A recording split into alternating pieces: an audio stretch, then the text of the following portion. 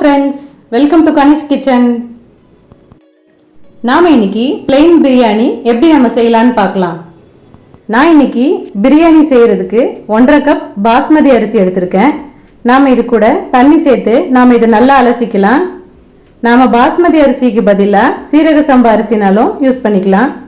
அரிசியை நல்லா அலசியாச்சு. நாம இப்போ இது கூட தண்ணி சேர்த்துட்டு நாம இத ஒரு அரை மணி நேரத்துக்கு நல்லா ஊற வச்சுக்கணும்.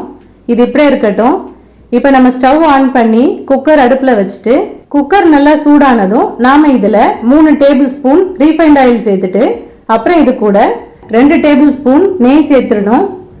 நெய் நல்லா உருகுனதும் நாம இதுல ஒரு பிரியாணி இலை, 6 ஏலக்காய், 6 கிராம்பு, ஒரு துண்டு பட்டை, ஒரு நட்சத்திர சோம்பு இது எல்லாத்தையும் நம்ம எண்ணெயில சேர்த்துட்டு இது நல்லா பொரிஞ்சதுக்கு அப்புறம் நாம இதுல 2 மீடியம் சைஸ் வெங்காயத்தை நீல வாக்குல கட் பண்ணி வச்சிருக்கேன். நாம இப்ப இதை சேர்த்துட்டு நம்ம வெங்காயத்தை நல்லா வதக்கிக்கணும். வெங்காயம் வதங்கிட்டு இருக்கும் போதே நாம இது கூட 2 பச்சை மிளகாயும் சேர்த்து நாம இதை நல்லா வதக்கிக்கணும்.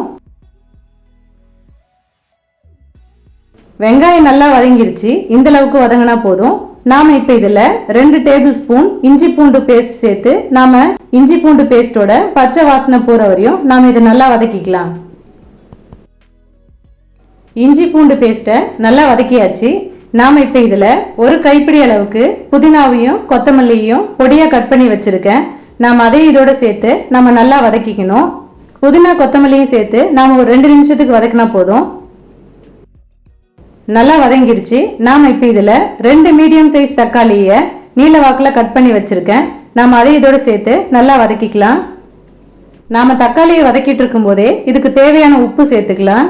நான் கல்லுப்பு தான் யூஸ் பண்ணியிருக்கேன். நீங்கள் இதுக்கு பதிலாக சால்ட்னாலும் யூஸ் பண்ணிக்கலாம். கல்லுப்பு நான் 2 ஸ்பூன் யூஸ் பண்ணியிருக்கேன். உப்பு நம்ம இப்போ கொஞ்சமாக சேர்த்துட்டு அதுக்கப்புறமா தேவைப்பட்டதுன்னா நம்ம கடைசியாக செக் பண்ணி சேர்த்துக்கலாம். தக்காளி நல்லா வதங்கிருச்சு. இப்போ இதில் 2 ஸ்பூன் காஷ்மீரி மிளகாய் தூள் சேர்த்துடலாம்.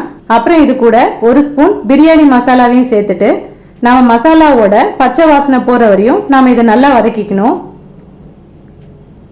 நல்லா வதக்கியாச்சு. இப்போ இது கூட 2 டேபிள் ஸ்பூன் கெட்டியான தயிர் சேர்த்துட்டு நாம அடுப்பை லோ ஃப்ளேம்ல வச்சுட்டு ஒரு 10 நிமிஷத்துக்கு நல்லா வதக்கிக்கணும். 10 நிமிஷத்துக்கு லோ ஃப்ளேம்ல வச்சு நல்லா வதக்குனதுக்கு அப்புறம் நாம இது கூட தேவையான அளவு தண்ணி சேர்த்துக்கலாம். 1 கப் அரிசிக்கு 1.5 கப் தண்ணி கரெக்டா இருக்கும். நான் இது கூட 2.25 கப் தண்ணி சேர்த்திருக்கேன். நாம தண்ணி சேர்த்ததுக்கு அப்புறம் இது ஒரு வாட்டி லேசா கலந்து விட்டுட்டு நம்ம அடுப்பு ஹை ஃப்ளேம்ல வச்சுட்டு இதை நல்லா கொதிக்க வச்சுக்கணும். இது நல்லா கொதிக்க ஆரம்பிச்சதுக்கு அப்புறம் நம்ம ஊற வச்சிருந்த பாஸ்மதி அரிசியில தண்ணியை நல்லா வடிச்சிட்டு நம்ம அரிசியை மட்டும் இதுல சேர்த்துடலாம். நாம அரிசியை சேர்த்ததுக்கு அப்புறம் இது ஒரு வாட்டி லேசா கலந்து விட்டுறணும். இப்ப நம்ம இதுல உப்பு கரெக்டா இருக்கான்னு செக் பண்ணி பாக்குறதுக்காக தண்ணி கொஞ்சமா எடுத்து நாம டேஸ்ட் பண்ணி பார்க்கும்போது உப்பு கொஞ்சம் அதிகமா இருக்கணும். உப்பு கரெக்டா இருக்கு. இப்ப நம்ம குக்கரை மூடிட்டு குக்கர்ல ஆவி வர ஆரம்பிச்சதுக்கு அப்புறம் நாம இதை விசில் போட்டுட்டு நம்ம அடுப்பை லோ ஃப்ளேம்ல வச்சுட்டு ஒரு விசில் வர வரையும் நம்ம இதை வேக வச்சுக்கணும். ஒரு விசில் வந்ததுக்கு அப்புறம் நாம ஸ்டவ் ஆஃப் பண்ணிட்டு இதை அப்படியே இறக்கி வச்சிடணும். இது இப்படியே ஒரு 10 நிமிஷத்துக்கு இருக்கட்டும். 10 நிமிஷத்துக்கு அப்புறம் நாம இதை ஓபன் பண்ணிடலாம். இப்ப நம்மளோட சூப்பரான குஸ்கா பிரியாணி ரெடி ஆயிடுச்சு. நீங்களும் இந்த ரெசிபியை ட்ரை பண்ணி பாருங்க.